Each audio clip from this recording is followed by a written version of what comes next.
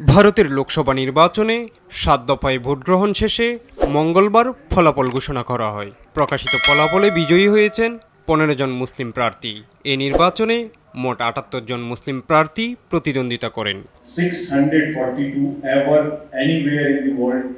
জয়ী মুসলিম প্রার্থীদের মধ্যে রয়েছেন ভারতের জাতীয় দলের সাবেক ক্রিকেটার ইউসুফ পাঠান, বিশ্বকাপ জয়ী সাবেক এই ক্রিকেটার পশ্চিমবঙ্গের মুর্শিদাবাদের বহরমপুর আসনে হারিয়েছেন কংগ্রেসের ৬ বারের সংসদ সদস্য অধীর রঞ্জন চৌধুরীকে। জয়ের ব্যবধান ৮৫,০০০ ভোট। মুসলিম প্রার্থীদের মধ্যে আরও যারা জিতেছেন তাদের মধ্যে আছেন কংগ্রেস প্রার্থী ইমরান মাসুদ। তিনি উত্তরপ্রদেশের সাহারানপুর আসনে ৬৪,০০০-এর বেশি ভোটের ব্যবধানে জয় পান। সমাজবাদী পার্টির তরুণ নেতা ইকরা চৌধুরী উত্তরপ্রদেশের কায়রানা আসনে বিজেপি নেতা প্রদীপ কুমারকে হারিয়েছেন ৬৯,০০০-এর বেশি ভোটে। একই রাজ্যের আরেক আসন গাজীপুরে জিতেছেন সমাজবাদী পার্টির মুসলিম প্রার্থী আফজাল আনসারি। হায়দরাবাদে নিজের আসনটি ধরে রেখেছেন আসাদুদ্দিন ওয়াইসি। তিনি বিজেপির মাধবীলতা কম্পেলাকে হারান।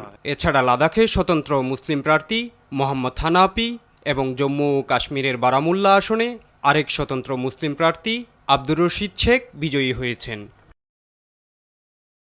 উত্তরপ্রদেশে সমাজবাদী পার্টির প্রার্থী মহিবুল্লাহ রামপুর আসনে বিজয় লাভ করেন। সাম্বালা আসনে জিতেন জিয়াউর রহমান। জম্মু ও কাশ্মীরের অনন্তনাগ রাজৌরি আসনে জয়ী হয়েছেন ন্যাশনাল কনফারেন্স প্রার্থী মিয়া আলতাফ মাহমুদ। তিনি সাবেক মুখ্যমন্ত্রী মেহবুবা মুফতিকে হারান। এছাড়া শ্রীনগরে বিজয়ী হয়েছেন এনসি প্রার্থী আগা সৈয়দ রুহুল্লাহ মেহেদি।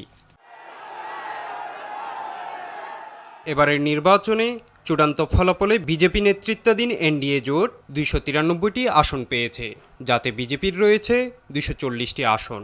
অপরদিকে কংগ্রেস নেতৃত্বাধীন ইন্ডিয়া জোট পেয়েছে ২৩৩ আসন, যাতে ৯৯টি আসনে জয়ী হয় কংগ্রেস। সরকার গঠনে প্রয়োজন ২৭২ আসন। ফলে একক সংখ্যাগরিষ্ঠতা না পাওয়ায় সরকার গঠনের জন্য কংগ্রেস বিজেপি দুদলেরই নির্ভর করতে হবে শরিক দলের উপর।